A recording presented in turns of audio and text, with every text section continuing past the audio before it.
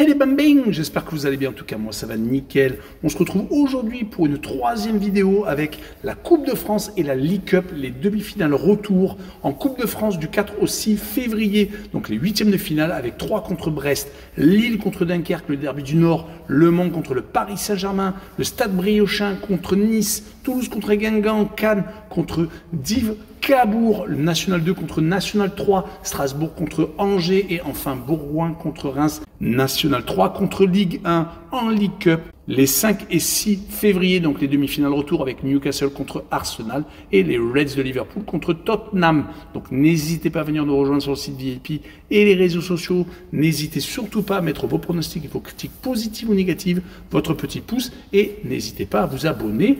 On sera toujours là pour vous accueillir. Et on commence avec la première rencontre de Coupe de France, 3 contre Brest. Les Troyens sont en Ligue 2, ils sont actuellement 12e, alors qu'en Ligue 1, Brest est 8e. Les deux équipes n'ont bien entendu pas le même objectif. Les Troyens ont fait l'exploit d'éliminer Rennes, qui était en grande difficulté au tour précédent en Coupe de France. En championnat, ils viennent d'étrier Caen, qui est relégable, mais ils avaient perdu beaucoup trop de matchs juste avant. C'est une équipe qui est beaucoup trop irrégulière, qui a commencé très mal son championnat de Ligue 2, qui a eu une très belle série avec beaucoup de clean sheet, mais qui est en train actuellement d'enchaîner les mauvais résultats avec quelques bons résultats, dont des exploits. Mais ils vont jouer contre une équipe de Brest qui est qualifiée pour les barrages des huitièmes de finale, qui va jouer contre le Paris Saint-Germain d'ailleurs en match aller-retour, qui vient d'ailleurs de se faire étrier par le leader du championnat 5-2, mais qui est toujours une équipe qui joue bien, qui a eu du mal un peu ces derniers temps en C1, mais qui en championnat s'est rattrapé et qui a gagné 3 de ses 4 derniers matchs, dont 2 fois à l'extérieur à Rennes et au Havre. Donc pour moi, je les vois s'imposer à 3-1-0 et je verrai la combinaison double chance N2 et moins de 3,5 buts avec une cote 1,64. Et on continue avec Lille contre Dunkerque, le derby du Nord entre des Lillois 4e de Ligue 1 et des Dunkerquois 4e de Ligue 2, qui sont d'ailleurs la très belle surprise de cette division, car c'est plutôt une équipe qui avait tendance à lutter pour se maintenir, voire qui descendait. Mais les Dunkerquois sont une équipe qui est pleine de surprises, qui actuellement alterne le bon et le moins bon, une qualification à Auxerre lors du tour précédent, équipe de Ligue 1, des victoires à l'extérieur en Coupe de France, mais également en championnat à Annecy, qui fait partie du top 5. Ils sont également sur 2 défaites à la maison consécutives, contre le leader Lorient Ligue 2 et contre l'ancien dernier et lanterne rouge Martigues. Ils vont surtout se déplacer à Lille, qui est donc, comme je vous l'ai dit, 4e de Ligue 1, qui vient d'étrier Saint-Etienne 4-1, même si les Stéphanois ont été réduits à 10 et ils menaient 1-0. Mais on rappellera surtout l'exploit de se qualifier directement pour les huitièmes de finale de la C1 après leur énorme prestation contre le Feyenoord de Rotterdam, gagné 6-1.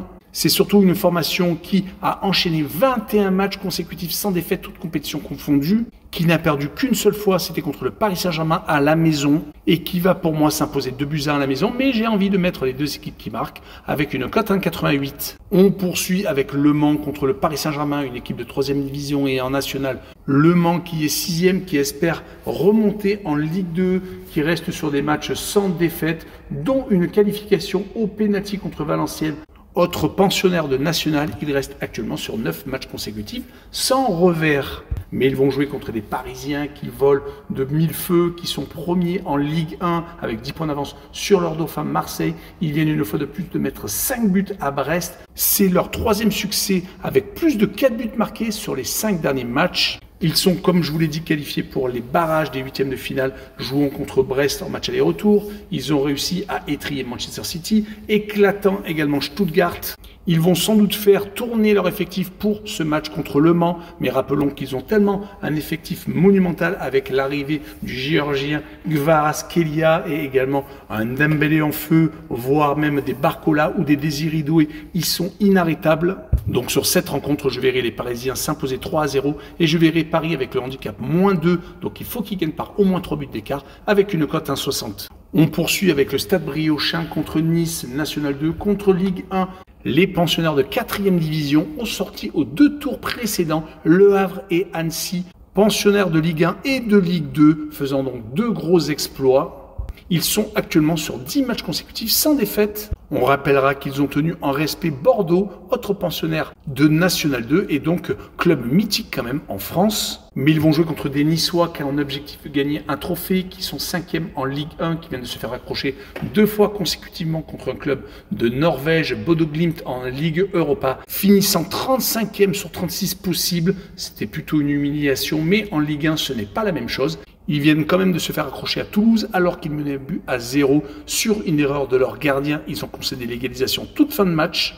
On rappellera qu'ils viennent de battre Marseille assez facilement 2-0 et qu'en Coupe de France, ils ont sorti 2 clubs corses, Bastia et Corté. Sur cette rencontre, je les verrai gagner 1-0 en déplacement avec la double chance N2 et combiner au moins de 3,5 buts sur le match avec une cote 1,65. Le match suivant est Toulouse contre Guingamp, le 10e de Ligue 1 contre le 5e de Ligue 2. Dommage pour les Hauts-Garonnais qui ont été beaucoup plus hauts au classement en Ligue 1. Depuis quelques temps, ils ne gagnent plus. Ils sont actuellement sur 4 matchs sans victoire dans l'élite française. Heureusement qu'en Coupe de France, ils arrivent donc à être encore présents, éliminant une équipe de Ligue 2, Laval, au tour précédent. Ça va peut-être être un objectif. Il faut le savoir que Toulouse a gagné il y a 2 saisons la Coupe de France contre Nantes. Ils vont jouer contre une équipe de Guingamp qui est également sur des résultats plutôt intéressants, même s'ils viennent de perdre à la maison. Contre le Paris FC dans un des matchs au sommet, ils sont toujours en embuscade pour remonter directement dans l'élite française. Ils viennent de sortir au tour précédent en Coupe de France, Caen, pensionnaire de Ligue 2 et également Sochaux, pensionnaire de National. Sur cette rencontre, je verrai Toulouse s'imposer 2-1, un peu à l'arrache, avec les 2 équipes qui marquent et une cote 1,86. On continue avec Cannes contre Div Cabourg, 2 des poussées de cette édition avec Cannes en National 2 qui est second et qui espère remonter en National. Cela ferait très longtemps car Cannes a été un club mythique en Ligue 1 et est vraiment descendu très bas. Ils sont en train de retrouver de la vigueur car actuellement ils ne perdent plus depuis 13 matchs consécutifs, toutes compétitions confondues. Ils enchaînent donc victoire et match nul. Ils vont rencontrer une équipe de Div Cabourg qui est 9e en National 3, qui a enchaîné 4 matchs sans défaite, mais qui espérait peut-être recevoir un gros, voire le Paris Saint-Germain.